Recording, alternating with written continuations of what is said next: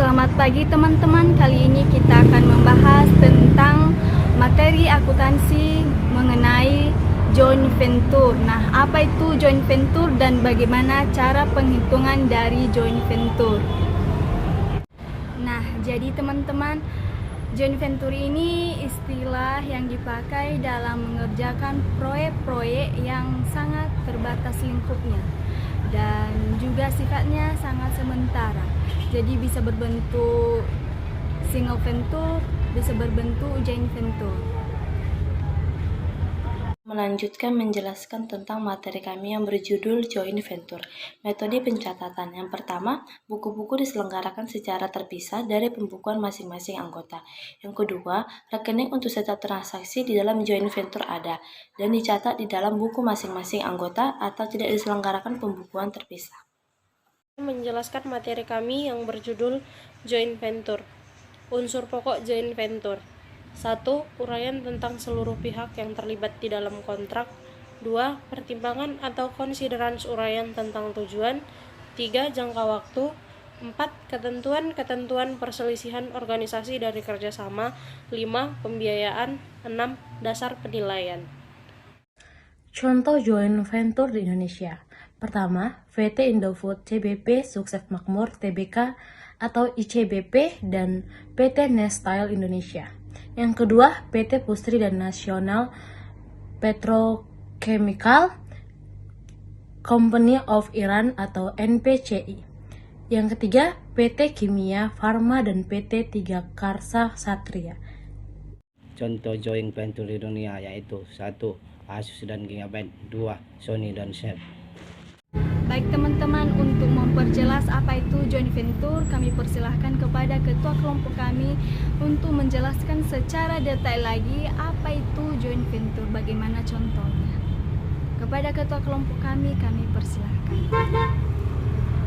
Single venture, joint venture dilakukan di antara 2 atau lebih orang atau badan untuk melakukan kegiatan usaha tertentu dalam waktu yang terbatas. Bisa proyek ya, dan masing-masing menyerahkan aset sebagai kontribusi modal. Keuntungan joint venture didasarkan pada perjanjian laba rugi. Mirip ya sama persekutuan. Nah, anggotanya pun mirip seperti persekutuan. Hanya saja di sini anggotanya juga bisa berupa perseorangan, persekutuan, PT, atau yang lainnya. Nah, di sini dapat kita lihat perbedaan dari joint venture dengan persekutuan.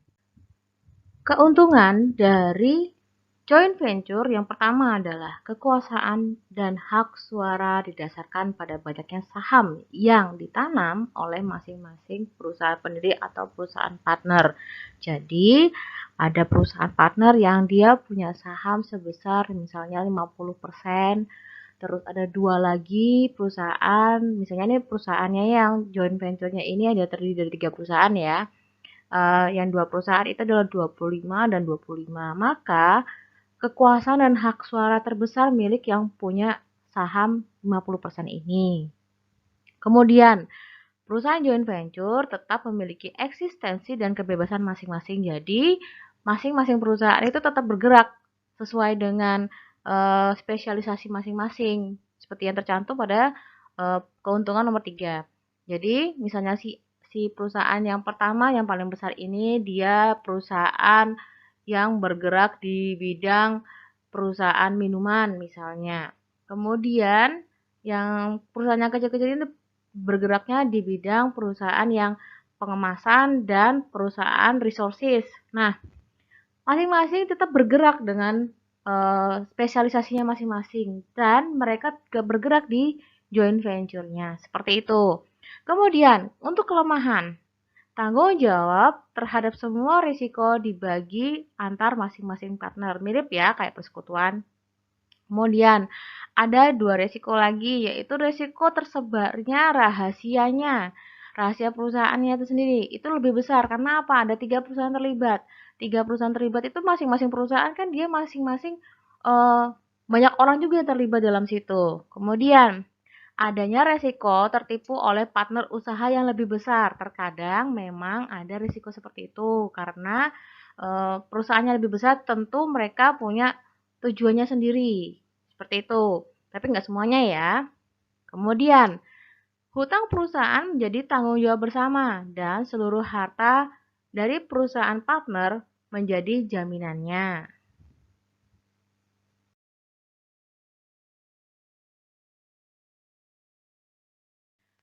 Jenis-jenis joint venture yang pertama adalah joint venture domestik. Joint venture domestik di sini misalnya adalah perusahaan yang ada di Indonesia di Indonesia ya. Jadi perusahaan Indonesia bekerja sama dengan perusahaan Indonesia, tidak ada campur tangan perusahaan asing. Yang kedua adalah joint venture internasional. Bisa jadi itu adalah perusahaan domestik dengan perusahaan internasional atau perusahaan internasional dengan perusahaan internasional. Kemudian, ada beberapa unsur pokok joint venture yang tidak boleh diabaikan. Yang pertama adalah tentang uraian tentang seluruh pihak yang terlibat dalam kontrak. Kemudian, mengenai pertimbangan atau konsideransi uraian tentang tujuannya. Kemudian yang berikutnya adalah tentang jangka waktunya dari joint venture sendiri, mau berapa lama joint venture itu ada. Selanjutnya adalah ketentuan-ketentuan perselisihan dari organisasi dan di kerjasama tersebut. Kemudian tentang pembiayaan serta dasar penilaian joint venture-nya sendiri. Menurut pasal 8 ayat 1 SK Menteri Penggerak Dana Investasi / Ketua Badan Koordinasi Penanaman Modal nomor 15 SK 1994 tentang ketentuan pelaksanaan pemilikan saham dalam perusahaan yang didirikan dalam rangka penanaman modal asing, bidang usaha yang wajib mendirikan perusahaan joint venture adalah yang pertama pelabuhan, kemudian produksi dan distribusi tenaga listrik untuk umum, telekomunikasi, pelayanan, all pelayanan ya, kemudian ada penerbangan, air minum, kereta api, pembangkit tenaga atom, dan mass media atau media massa. Oke, setelah tadi kita sudah membahas mengenai plus minusnya joint venture.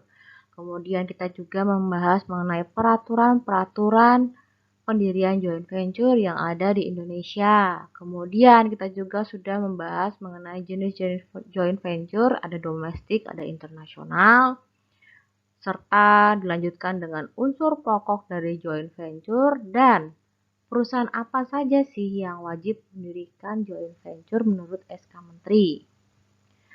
Kali ini kita akan lanjut ke pembahasan contoh dari joint venture yang ada di dunia atau global, serta joint venture yang ada di Indonesia. Untuk contoh joint venture global atau di dunia, kita akan mengambil dua contoh joint venture ya. Yang pertama adalah joint venture dari Asus dan Gigabyte. Seperti yang kita tahu, dunia komputer itu kompetisinya besar sekali. Nah, Asus dan Gigabyte berkompetisi cukup ketat dalam produksi motherboard dan komponen lainnya dari komputer. Sehingga pada akhirnya keduanya sepakat untuk kerjasama dan membuat strategi bisnis baru dalam pembuatan dan penjualan komponen hardware pada sekitar tahun 2007. Lalu ada Sony dan Sharp. Sharp Corporation atau Sharp dan Sony sepakat untuk menandatangani memorandum yang tidak mengikat untuk melakukan kerjasama dalam produksi dan penjualan panel serta modul LCD ukuran besar dari pabrik panel LCD-nya Sharp. Secara hukum, kerjasama ini efektif pada 30 September tahun 2008. Pembahasan terakhir dari pertemuan kali ini adalah mengenai contoh joint venture yang ada di Indonesia. Ada 3 contoh yang akan kita bahas ya. Yang pertama adalah PT Indofood CBP Sukses Makmur Tbk atau ICBP dan PT Nestle Indonesia. Seperti yang kita ketahui, PT Nestle Indonesia adalah anak perusahaan Nestle SA dari Swiss yang telah beroperasi lebih dari 100 tahun di Indonesia. Sementara ICBP adalah perusahaan Indonesia yang telah berdiri sejak 1994, yang awalnya dengan nama PT Panganjaya Inti Kusuma di awal tahun berdirinya. Perusahaan hasil kerjasama tersebut dikenal memproduksi makanan ringan yang penjualannya tersebar di seluruh Indonesia. Nah, mereka pada tahun 2005 melakukan kerjasama dengan presentasi pembagian saham atau keuntungan 50-50. Namun pada tahun 2018 kerjasama tersebut telah berakhir dan mereka fokus pada bisnis masing-masing. Kemudian PT Pusri dan National Petrochemical Company of Iron atau NPCI. PT Pusri melakukan kerjasama dengan NPCI yang bergerak di bidang pupuk. Jadi kerjasama ini membangun pabrik pupuk berkapasitas 1,14 juta ton per tahunnya. Yang terakhir adalah PT Kimia Farma dan PT Tiga Raksa Satria. Kerjasama dari dua perusahaan ini menghasilkan PT Sari Husada. Orang Jogja pasti tahu ya PT Sari Husada itu.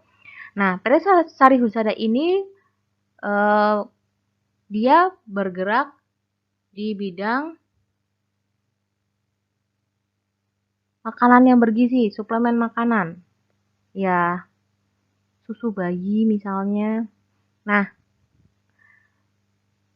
PT Sari Husada mempunyai komposisi modal Kimia Farma sebesar 35% dan Tiga Raksa sebesar 45%.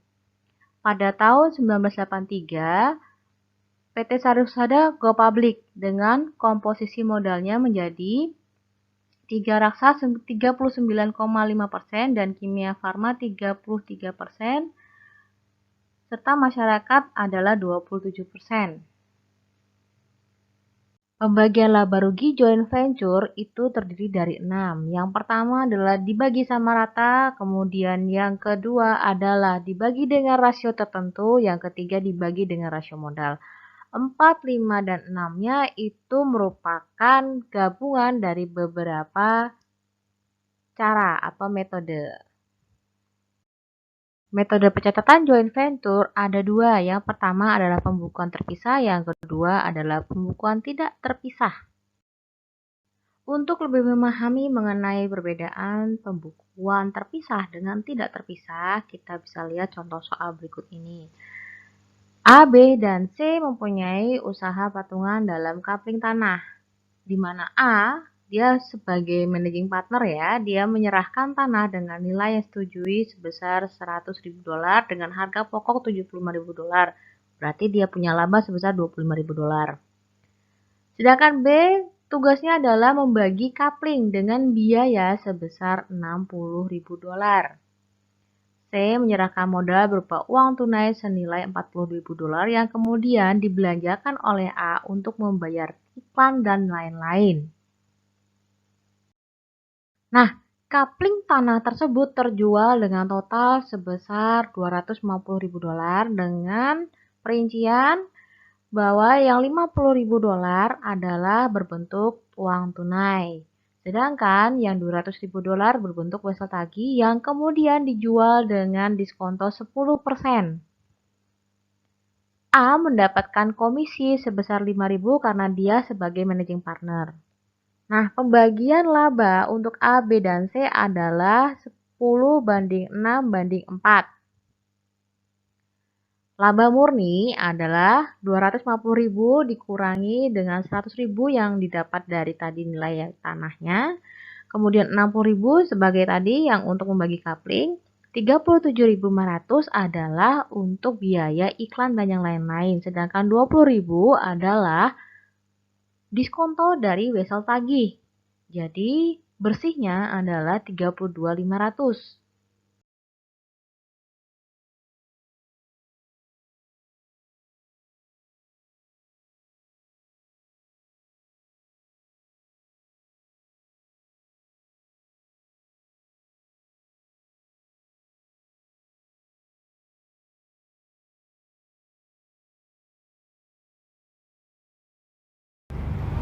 Baik teman-teman, sekian penjelasan dari kelompok kami. Apabila ada kesalahan kata, kalimat, kami mohon maaf. Sekian dan terima kasih.